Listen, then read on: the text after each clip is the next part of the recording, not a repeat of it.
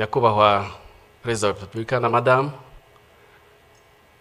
mbashimiye uyu mwanya mu mpaye kugira ngo bagezeho ubuhamya bwanjye n'inzira yo kurokoka Jenoside yakorewe Abatutsi. Nitwa Mutangwa Freddy. Muri Jenoside nari mfite imyaka 18. Banyiciye ababyeyi, banyicira abashiki banjye bane, babiciye mu cyahoze ari komine Mabanza, ubu ni mu karere ka Rutsiro mu murenge wa Mushubati. Munyemerere ntangire ubuhamya bwanjye ku mateka y'ababyeyi banjye. Muri 1973 ubutegetsi bwari buriho bwishe Abatutsi. Abanyeshuri ndetse n'abakozi b'Abatutsi barameneshejwe mu kazi kabo. Data nawe wakoraga muri Caritas hano i Kigali nawe yarameneshejwe. Gusa yagize amahirwe ahungira mu gihugu cy'u Burundi. Mama wari umufiance we yiyemeje kumusangayo. Mu nzira igoranye yanyuze muri Gisenyi, yambuka Igoma, amanuka Uvira, musanga i Burundi, amugeraho mu gihe cy'imyaka 2. Barashyingiwe babifashijwemo n'ababyeyi bari mu mpunzi. Nge mvuka muri 1976. Gusa data na mama ntabwo bagize amahirwe yo kubana igihe kirekire, kuko mu gihe gito mvutse data yakoze accident iranamuhitana. Yasize mama twite umwana w'umukobwa ari we mushiki wanjye, tukaba kubw'amahirwe twararokokanye Jenoside yakorewe Abatutsi muri 1994.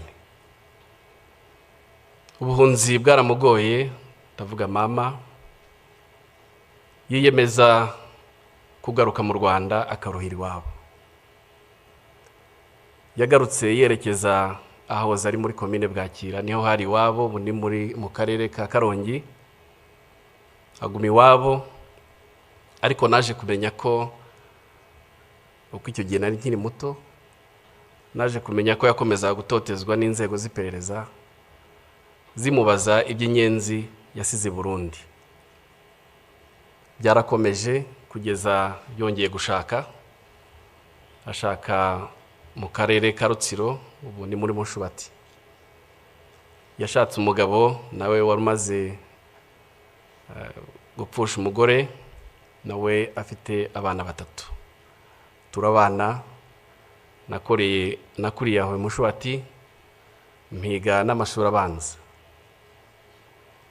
Mu gihe nari mu mashuri nibwo namenye ibyerekeye amoko.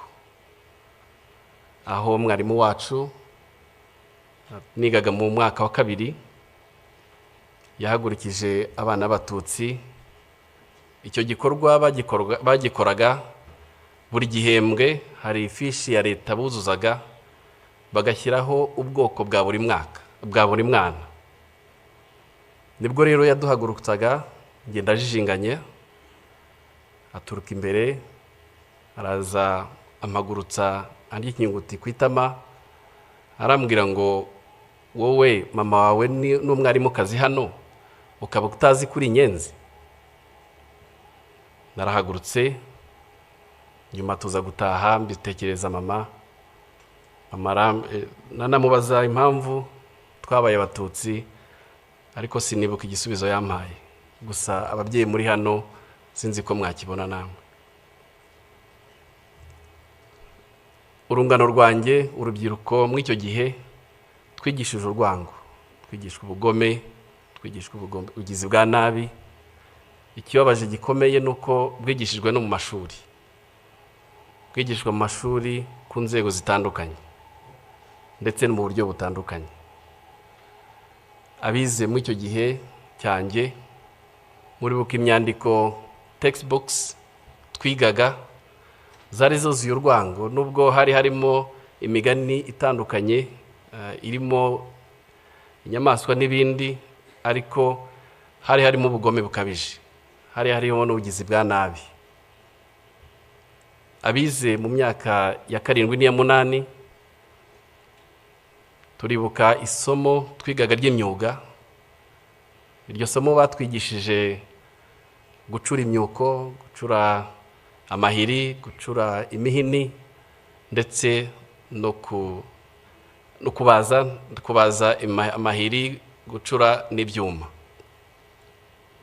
Ibyo byarakomeje kugeza ubwo mu gihe cy'imyaka ya za 91 na 93, mu gihe cy'amashyaka menshi, abanyeshuri n'abarimu birwa birukanka muri za meeting, aho gufokasinga ku masomo yabo bakirwa birukanka. Ari nabwo muri icyo gihe abajene benshi bashowe mu kuba abarwanashyaka, bajya mu ntera hamwe mu mpuzamugambi za CDR, ari nabo bakoreshejwe cyane cyane mu gihe cya jenoside yakorewe Abatutsi, mu kwica ndetse no gusahura ibyari biriho icyo gihe. Ku itariki ya 7 Mata muri 1994, iwacu twabyukiye ku matangazo ya leta yari yatanze batubwira ngo abantu bose bagume mu ngo zabo. Harimo n'indirimbo twumva ko Habyarimana indege yarashwe yapfuye. Twabyutse tutazi icyo dukora, gusa twakoze inama ntoya mu rugo. Ababyeyi banjye bansaba ko nerekeza Imushubati. Imushubati hari kuri paruwase. Ndambuka aho ngaho Imushubati hari hatuye bari mu benshi b'Abatutsi. Ababyeyi banjye bansaba kujya kubaza niba bo bafite icyo bakora. Naragiye mpura nabo, nsanga abantu bose bamanjiriwe, nsanga batazi icyo bakora, ariko nsanga harimo abatangiye gufunga ibintu kugira ngo bajye kuri komine Mabanza, kuko bari batangiye kubwirwa ko ariho bashobora kurindirwa. Naragarutse ngeze iwacu nsanga huzuye interamwe nyinshi, huzuye interamwe zitaga imihembezo. Izo nterahamwe zari zaje iwacu zije gusaba amafaranga n'icyo kurya, ariko zari zihageze zimaze kwica Umututsi wapfuye mu gace k'iwacu bwa mbere witwaga Rwandekwe. Ninjira mu rugo iwacu, mama mbonye arambwira ati bimeze gute? Ndabwira nti bagiye kujya kuri komine Mabanza. Arambwira ati mwana wanjye ntabwo turibona ko tugenda kuko aba twagoswe. Nuko arambwira ngo mwana wanjye ugomba kujya kwihisha.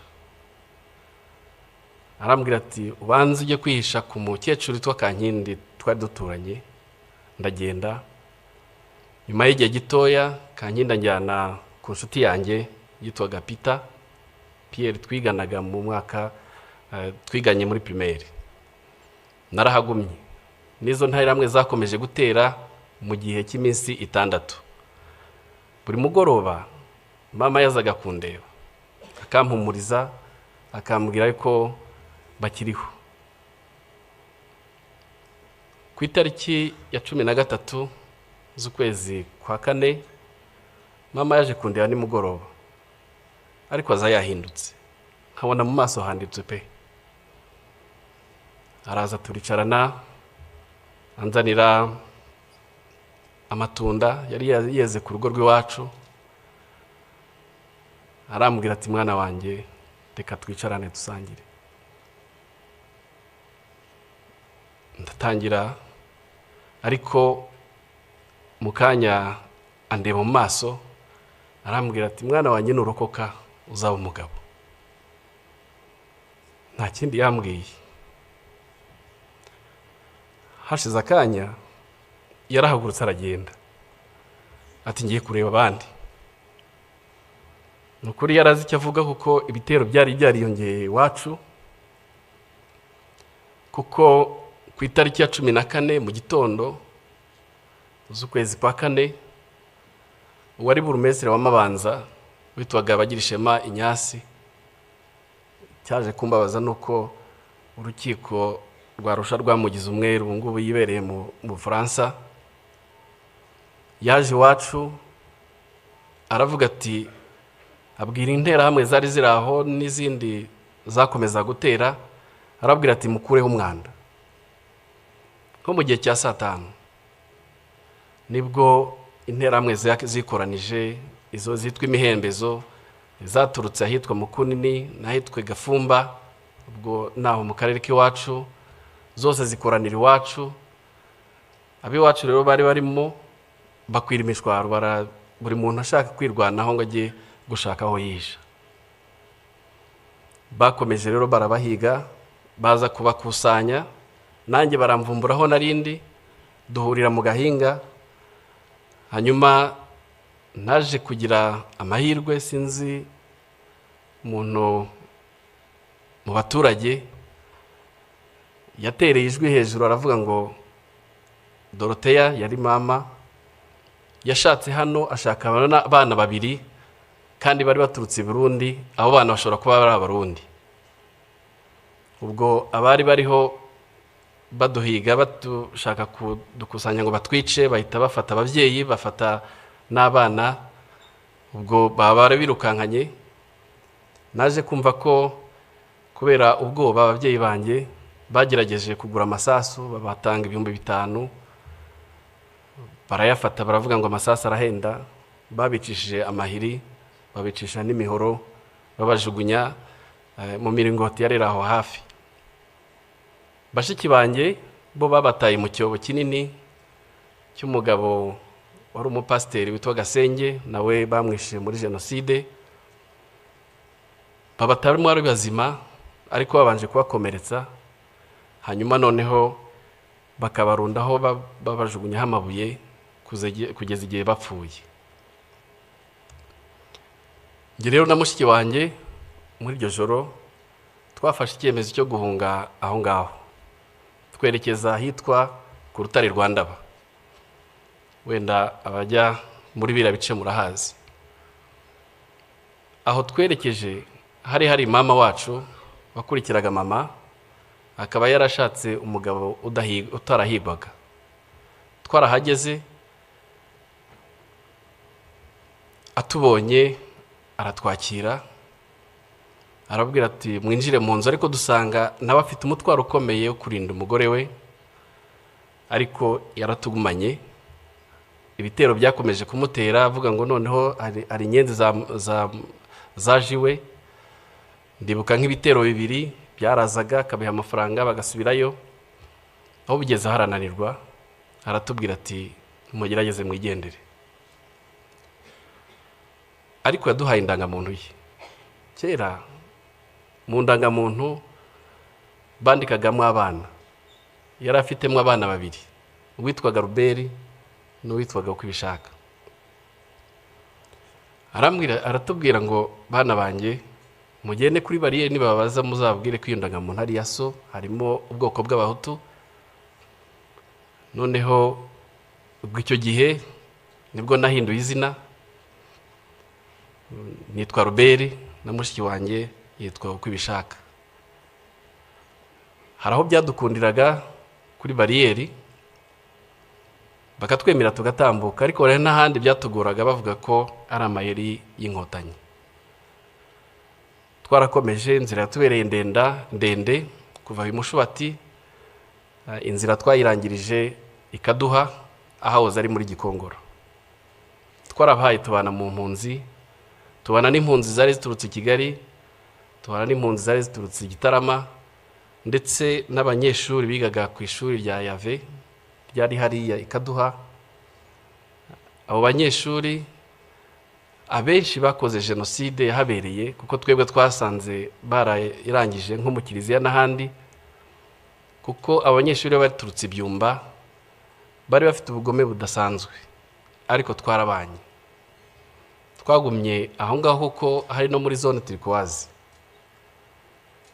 Muri zone turquoise rero aho inkotanyi zahagaritse jenoside hirya no hino mu duce muri zone turquoise bakomeze barica. Indi uzakomeza kuvuga bavumburga abantu buri munsi, abari babahishe batangira no kwica abahutu bari bahishe abatutsi icyo gihe. Byarakomeje kugeza aho muri nageze nko muri bigeze nko mu kwa karindwi hagati, ntabwo twari tuzi ko inkotanyi zahagaritse jenoside, twari twihebye. Hanyuma nahavuye hari umwana w'iwacu w'imushubati wigaga aho ngaho, ngo yaraje gutwara ibintu bye, turakubitanye, ahamagara izina ryanjye nyaryo rya Freddy. Mbona impunzi zose zitangiye kundeba, ariko kubera ko bari bazi ko nitwa Ruberi, mbona bitangiye kunkomerana. Nibwo ku mugoroba nafashe icyemezo, uko twari tuzi ko inyuma wambutse uruzi rwa Mbirurume hari inkotanyi. Nafashe umwanya mw'iryo joro ndagenda, bwagiye gucya nambutse uruzi, nambuka uruzi izuba ritangiye kuza, mbona abantu hakurya, ngenda mbasanga, kumbe bari inkotanyi. Bagezeho mpumagira, nasanze ari abana b'abasore babiri, abahungu b'abasore. Barambwira ngo urava ukajya he? Ndabwira nti mvuye mu mpunzi. Batekerereza uko byagenze nuko ntageze. Ijambo rya mbere rimpumuriza naryumvise uwo munsi. Barambwiye ngo ubu ntugipfuye. Ati sugiye he? Ndumva ngiye i Kigali. Ese hari umuntu hazi? Nti ntawe. Noneho barambwira ati mu kanya hari imodoka ya Croix Rouge iri bunyure hano, turayigutegera. Noneho imodoka ya Croix Rouge nko mu masaha 2 ibirahanyuze, imodoka impa lift bangeza muri gare. Umushoferi arambwira ati muri gare ni hano. Nari narahageze rimwe kera. Noneho ntangira gutekereza aho ndi bwerekeze. Nza kwibuka ko hari data wacu wari utuye Gikondo Sejemo. Noneho ndavuga reka ngeyo kuko nari narabasuye muri 92 njyayo. Mpageze nsanga baramwishe ari amatongo. Ko bwari bwije ndara mwayo matongo. Aho rero niho numvise ntekereza ijambo umusirikare w'inkotanyi ambwiye, ntekereza aho ndaye mu matongo. Aho niho natangiye gutekereza ku buzima, ikindi gihe numva ntaratekerezaga. Ntekereza numva mfite agahinda kenshi, ngatekereza abiwacu, ariko none cyamvunaga kurushaho ni mushiki wanjye nari nsize mu mpunzi. Ntiyanamenye nuko nagiye. Igitangaje kandi nayo mateka ntiturayaganira. Sindamenya icyo we yatekerezaga, nta nubwo yamenye uko byangendekeye ngeze i Kigali. Hanyuma bukeye nza kuza ngaruka muri gare, ndongera ndambuka mva Sejemo nza hano muri gare hano i Kigali. Ngira amahirwe akomeye, mpura n'umuntu wari umushumba w'ahantu hafi y'iwacu, yari yaraje i Kigali. Arambwira, arampobera, turahoberana. Ntiwararokotse? Nti nararokotse. Arambwira ati hari abahungu b'imushubati, ngwino nkwereka ahantu nabo barokotse, ngwino nkwereka aho bari. Ndagenda ndarayo, turahoberana, turishima. Noneho ningiye wabwiye amateka y'iwabo, kuko ngewe jenoside yabaye ariho ndi, kuko bari baraje i Kigali batazi uko bagenze. Ese runaka yarapfuye, ese runaka yarapfuye. Ngenda mbabwira, mbatekerereza, kuko nari nzi ko uko byagenze. Hanyuma rero naje kugira amahirwe, mpura na data wacu wari warahungiye Burundi, ahungutse arancumbikira, ubuzima butangira gutyo. Ariko yaraturanye n'umusirikari witwaga Mutabazi, yari umukapiteni niko yambwiye. Ndagera mutekerereza ko nasize mushiki wanjye mu mpunzi.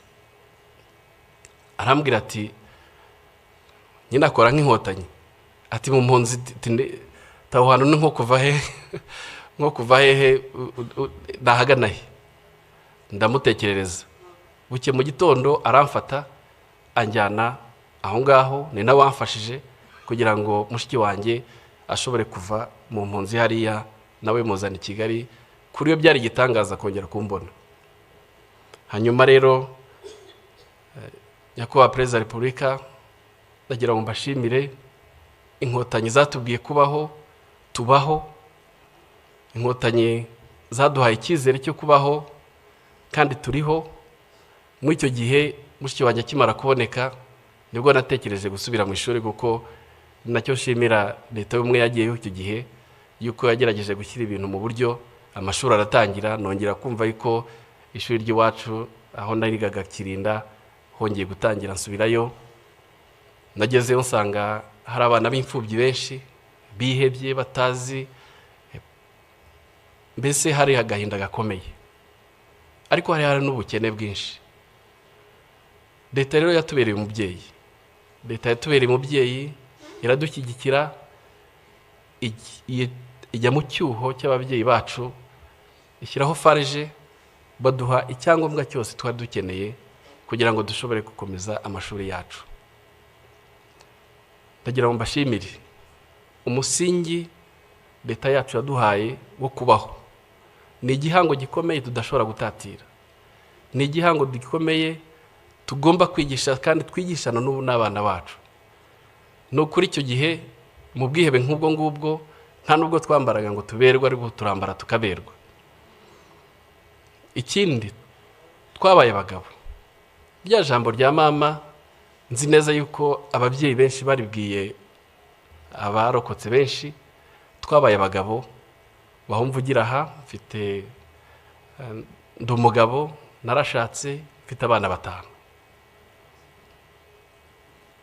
Nyakubahwa, munyemerere agace gasigaye gatoya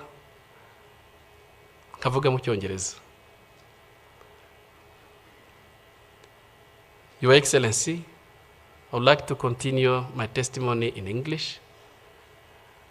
I want to share my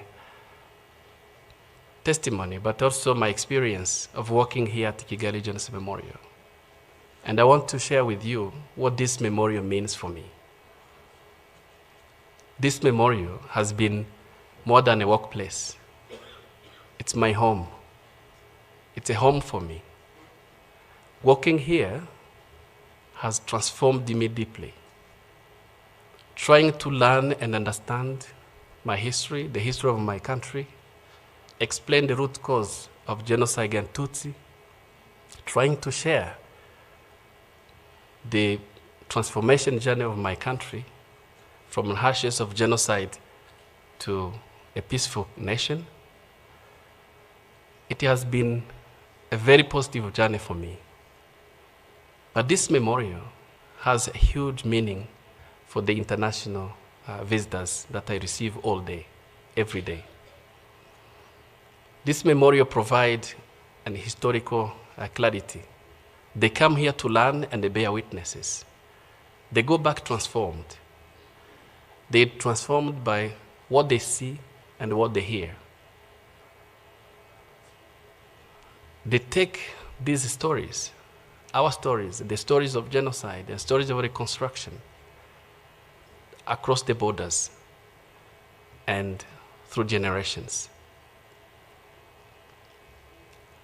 I want to extend my profound gratitude to the government of Rwanda for establishing the memorials around the country. It's a such act of humanity. While the perpetrators, they left their victims unburied, no respect, no dignity. They attempted to erase their humanity by establishing the memorials, such as Kigali Genocide Memorial. It's a profound and a powerful statement that they failed. The memorials here, the memorial here at Kigali Genocide Memorial, It's a place of healing for my fellow survivors, by myself as well. To conclude,